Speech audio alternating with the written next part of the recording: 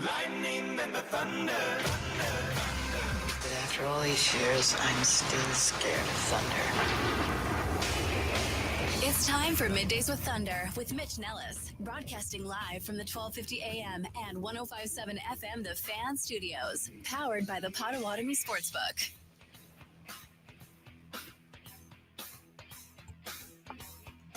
And welcome back to Middays with Thunder here on The Fan. Mitch Nelles with you, burger in the tummy.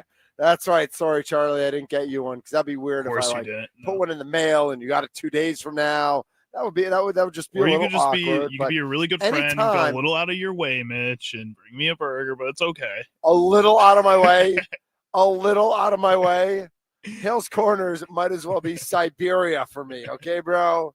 A little out of my way. Yeah. Great job by Tommy Wirtz, crushing it on the leadoff show. Merrill Kelly, Freddie Peralta, great pitching matchup today in Arlington. We'll see how that goes. Charlie, I'm going to spring this on you a little bit. We're going to go a little bit to some Micah Parsons sound, if that's okay. So if you want to get the Micah Parsons sound folder up and ready, I think that's where we're going to go. Just because I'm really intrigued. Like, we're on 1250 AM, 105.7 FM, The Fan. We're on the Odyssey app, the iHeart app. We're on YouTube, and we're crushing it. We're taking it up to 2 o'clock. Sparky today on Wisconsin Sports Daily, served up by Wendy's, has Aaron Perez coming on at 3:20. He's from the Punt Factory. He wrote a really nice article about Daniel Whelan. Daniel's dude's like the best punter in football. I know it's been 1 week, but he's been doing it for a couple of years now, and he got the big contract extension right before the season started, well-deserved. And so Aaron Perez will be jumping on to talk with Sparky on the show today. I'm excited to hear what he has to say. More attention than I've ever paid to special teams, I feel like. I usually make fun of special teamers. And then all of a sudden I get paired up doing a radio show with a special teamer. Now I have to be nice to them. So Mason, we love you. We love you, Mason. You're the best. No, Mason's awesome. He really is. And it's been an absolute blast doing the Mason Crosby show. So we Packers play tomorrow night. Like, here we are. Like, we're not only like midweek between week 1 and week 2 after an amazingly impressive game by the Packers on Sunday, but we get to turn around and get Thursday night football. And I don't think it's often that we say we get Thursday night football. I think it's fun to have Thursday night football, but I also think it's a late night on a weeknight. People got to work the next morning. If you didn't have a good Sunday, I think you want that week of rest. Like, as much as you want to wipe a bad taste out of your mouth, if you lose on Sunday, you don't want to go back at it Thursday night. You need to lick your wounds a little bit. But that's not the case with our Green Bay Packers. They got to play at home on Sunday, and they get to stay home and play home on Thursday. I know Washington had a nice win on Sunday, but they have to travel, and that's a whole different animal. But the Packers won. They get to keep playing. They get to keep going. Very excited for tomorrow. And tomorrow night's ours, right? Tomorrow night is our night as Packers fans. It's an off day for the Brewers, as Tommy just told you. No leadoff show tomorrow. The Brewers then come home. They've got the Cardinals at home this weekend, and then the LA Angels of Anaheim, Orange County, San Diego, City of Angels, Under the Bridge, whatever it is, coming in next week to complete that 6-game homestand. But here we go. Like, Thursday night is all. I got some root beer, by the way. It's delicious. It's Thursday night is, and I mean, Charlie, you work at an establishment that serves beverages. I do. Yes. Like, what is the vibe? How is the vibe different?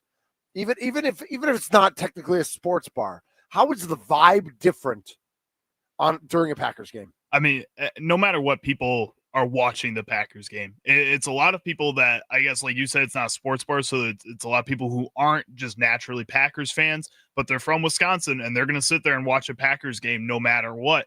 And you can feel everybody's attention on that game. We put the sound on still. We let it play over the place. People are reacting to good plays, bad plays.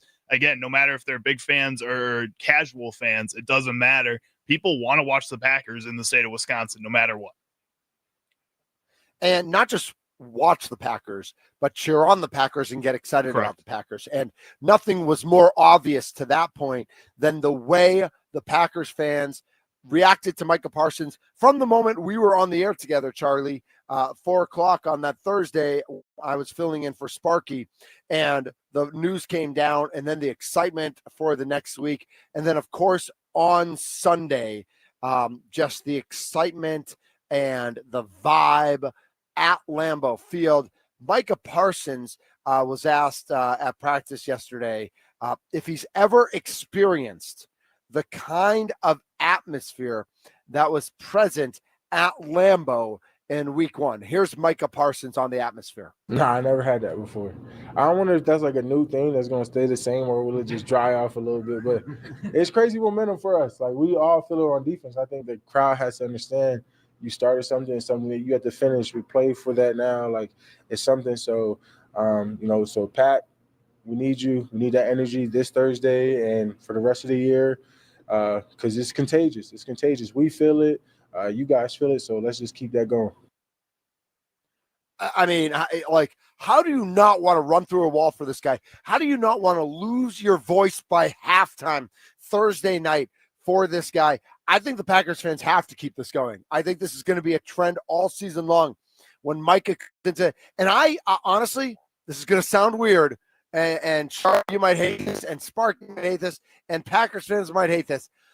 Micah Parsons doesn't start one game at Lambeau. Micah Parsons, every game comes in the second play so that he can come in by himself onto that field and the place goes nuts. Am I wrong? Like, I know I'm a WWE guy. Like, we all know I'm the WWE guy on the station. I know that T and P Walkie, whenever I talk WWE, T and P Walkie writes in on the Nicolay Law Fan Talking text like, oh, what are you talking, sports entertainment? This is dumb. Why are we doing? And I'm like, T, I'm talking for what? For 90 seconds. Like, give me a break. I'm excited about it. But there is a WWE vibe when Micah Parsons came on the field on Sunday. And I think if Matt LaFleur wants to capture that from the fans and the players to feed off of that, Micah Parsons does not play on first down on the first play of the defensive set Thursday night or the whole season. But after that first play, whoever's in, whoever he replaces, he then comes on because that's when the crowd explodes. I get where you're coming from. I just feel like it's if also. You disagree with me? I'm going to smack. I'm going to smack you in the face. I do disagree with you, Mitch. I'm sorry. Smacking you in the face next time I see you. You're lucky. You're lucky you're not at the Potawatomi Sportsbook. The moment that the first down, they're running anyway. What if they give up a touchdown on the first play of the game? Matt LaFleur will never let that happen again. He'll have Micah Parsons on that field. Nobody's giving up a touchdown. All right.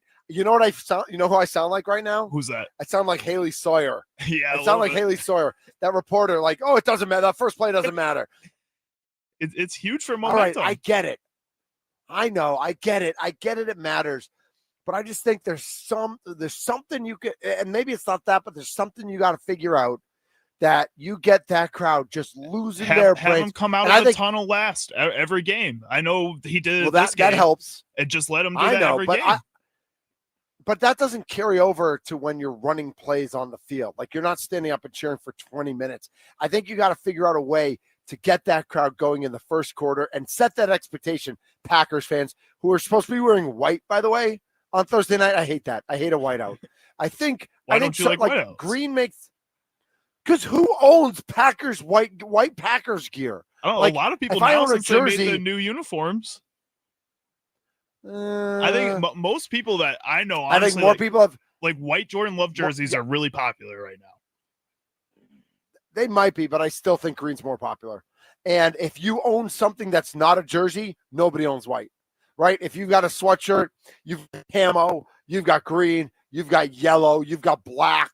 Nobody has a white Packers sweatshirt that they're wearing to the game Thursday night. And if this is just a money grab by the Packers, I say bleep you about that. But I think it's like, or I could just wear a white T-shirt that's not a Packers T-shirt, and that's stupid. Like, if I go to the game, I want to wear Packers gear. I don't like the idea of the whiteout. I think it'll look sharp on the field. I like it on the field, but I definitely don't love it for that. But I do want Packers fans and I know it's a gold pack. So I know we've got a ton of Packers fans listening and watching right now on the Fan because it's a Southeastern Wisconsin game. It's those who used to have season tickets at Milwaukee's County Stadium. Oh, that's cool. We're doing a game in I was probably like 10 years old, preseason game. I think Perry Kemp, who's one of the alumni, who's going to be honored. I think Perry Kemp is going to be, I think he caught like a big touchdown. Am I allowed to say what just happened, by the way, Charlie? I think so. Yeah. Can I say what happened? I think so. Yeah. Best terrain, baby. Let's go. Best player in baseball. You want some? Come get some, Texas Rangers. That's how you start a baseball game. 18th of the season. Bryce awesome. Terang just explodes on the baseball. He's awesome, man. Oh, let's go. Just Man, is it awesome being at the Potawatomi Sportsbook, being able to scream my brains out. Unbelievable. He knew. He watched it. He watched it because he knew. He absolutely unloaded on this pitch. We will keep you updated on the Brewers game all day long. Keep it right here on the Fan. We will keep you updated on what's going on. But I don't even know what I was talking about now.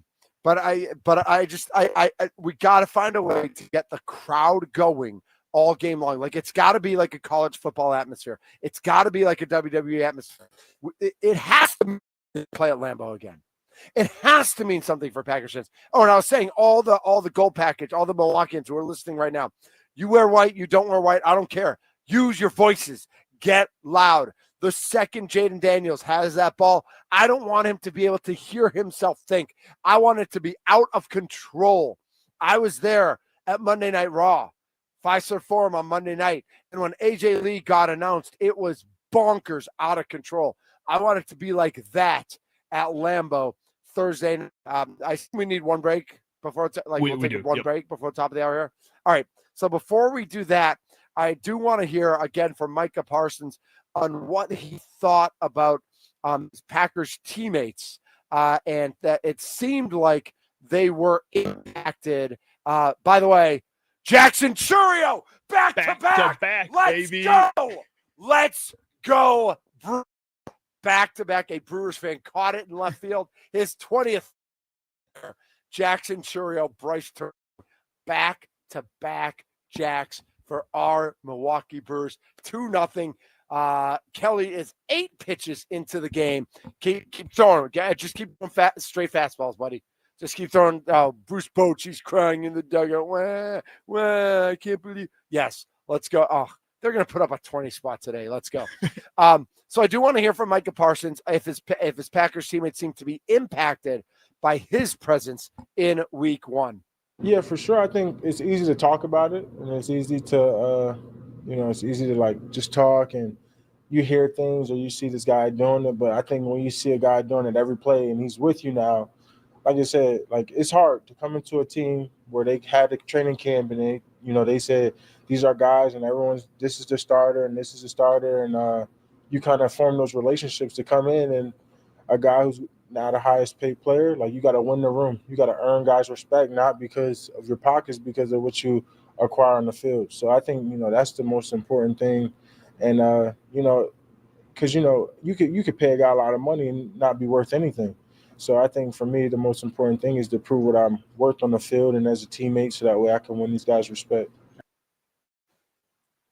Charlie, is it wrong that I have a little bit of a man crush on Micah Parsons? Like saying all the right things, saying all the smart things, like endearing him to the fans, endearing himself to his teammates, wanting to be out there for them, talking about how much he's loved the crowd and how much he likes his teammates. Like I'm really happy with Micah Parsons right now. And I think that's fair. I think listening to him talk, he's really exciting. He really, again, like you said, says all the right things and sounds like a football guy. Like that's what you want in your team. That's what you want in the Green Bay Packers organization, which is really just full of football guys.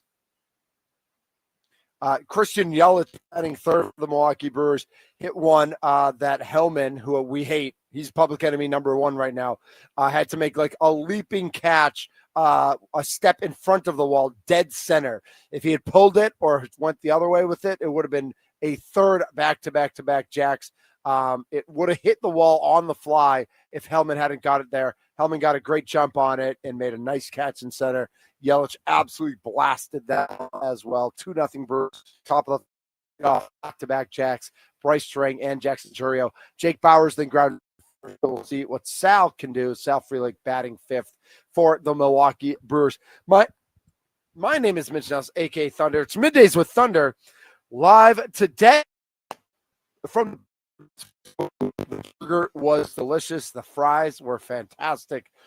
All the num-nums, num-num-num-num-num. Rocking the root beer. Charlie, you're a root beer guy? I'm a big root beer guy. I love root beer. Like Sprecher, any Oh of my it. gosh. Give it to Charlie, me. yep. Point, you do point? Oh, I do point. Yeah, I do point. Have you had? Yeah, okay. Just I making have. sure.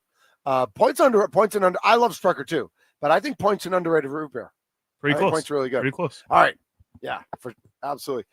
We'll come back to wrap things up and set up the table for Steve Sparky Pfeiffer coming on at 2-0 Brewers in the middle for Sal Frelick goes down looking, and we will keep you updated throughout the game as the Brewers try to salvage Game 3 of this series. My name is Mitch Nelles, 1250 AM, 105.7 FM, The Fan, free on the Odyssey app, free on the iHeart app, and of course, we are on YouTube at The Fan Milwaukee. Find us on YouTube. Find us right now. This is Middays with Thunder on The Fan.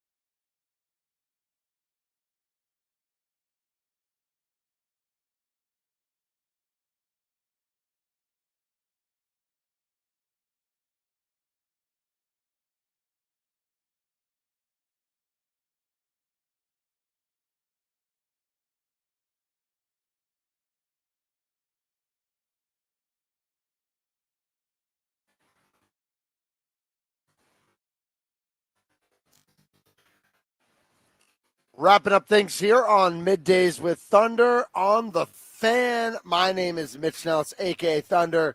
Wisconsin Sports Daily, served up by buddies with Steve Sparky Pfeiffer coming up in just a few minutes. I'd asked the question earlier today. I'm okay if Micah Parsons does not practice all year. Okay with that. And I should qualify that what I really mean by that is that he's a limited participant in practice all year. Not that he's not on the practice field, but that he's going through drills, he's going through strength training, but he's not necessarily going through all the practice that everyone on Twitter. It's definitely not. That's how you quickly lose practice. Never practice and still playing games. How does that encourage practicing players? Pushies. It's a chemistry and effort killer. And I hear you, Scott, and I think that's more about if somebody, again, to the point I should have made more clear, if you're not on the practice field. I think if you're on the practice field, I think if you're going through individual drills, I think if you're a limited participant, I think that does show that you are committed and that you're out there with your teammates. And TMP Walkie text that into the Nicolay Law Fan talk and text line 414-677-1250, 414-677-1250. No, Parsons does not need to practice. Just be present during practice because he is a rocket style of a player off the line. That's kind of what I'm talking about. It is you just try, just be present during practice. You go through a bunch of the drills. You don't have to go through all the drills. Just figuring that out. And I think, Charlie, I think you probably agree. Like that's what we need from Micah Parsons. Like he has to be present, which he's already showed that he wants to be present and that he's excited to be present and that he's got the teammates he wants to be present with, but he doesn't have to go through all the arduous drills every week as long as he's out there getting better, learning the defense, whatever it might be. What I think most people that are saying that this is going to be a detriment to the culture, to the team, don't really understand is that this happens like throughout football at almost all levels, from high school up to the NFL. Star players that people know understand the scheme and know that they're going to be able to perform when it comes to game day sit out for certain team drills, certain contact drills in order to keep them healthy, especially if they're dealing with an injury or have dealt with injuries a lot in the past. At my time at Elmhurst University, again, not a school that had the most prolific football program, we had seniors on the offensive line who spent time during practice off to the side or kind of being semi-coaches because we knew that they were able to run the offense better than almost anybody else in that group and that they didn't really need to be on the field to prove how strong they are or how quick they are with their steps because they do it all the time. And that they would be ready to roll on Saturday, exactly. Right? Or whatever day you were playing that week. Like you knew you could count on them that they were going to give 100% every play when they were in there. And so they didn't necessarily need to burn that during the week, where freshmen and sophomores still need to prove themselves, still need the reps. Exactly.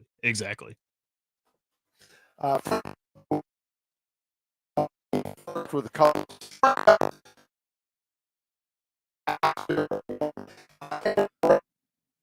Mitch, you are breaking up at 3:20. Hello. You can see me on YouTube. I can see you on YouTube. There we go. You're clear now. Are we here? Yep. All right. I'm clear. Maybe I won't yell as much. I'll keep it a little more even keeled. Aaron Perez will be joining Steve Sparky Pfeiffer at 3:20 today on Wisconsin Sports Daily. Excited to hear him talk about Daniel Whalen and talk about the special teams. That should be fun to see what's going on there with our Green Bay Packers. Remember, Green Bay Packers play tomorrow night. It is a whiteout. So if you're going, you can wear white if you want. The Packers are honoring Sterling Sharp in a special ceremony at halftime. Perry Kemp, Ron Hallstrom, Chris Jackie, Jarrett Bush, and George Kuntz are some of the featured alumni that will be honored at the game tomorrow as well. Remember that while you can't count on much, you can always count on Sundays with the NFL on CBS and Paramount Plus. Stream your local NFL game live every Sunday, all season long, starting at just $30 for your first year. That's like $2. It's like $2.50 a month. Like, come on, people, $2.50. Visit ParamountPlus.com/NFL to get started today. ParamountPlus.com/NFL to get started today. Want to thank everybody for being a part of the show. Dario Melendez joining us on the Fan Guest Hotline, powered by Gruber Law. One call, that's all. Jay Saunders, PR guru here at Potawatomi, the casino and hotel, for doing an awesome job on the air, despite being a Cubs and Nebraska fan.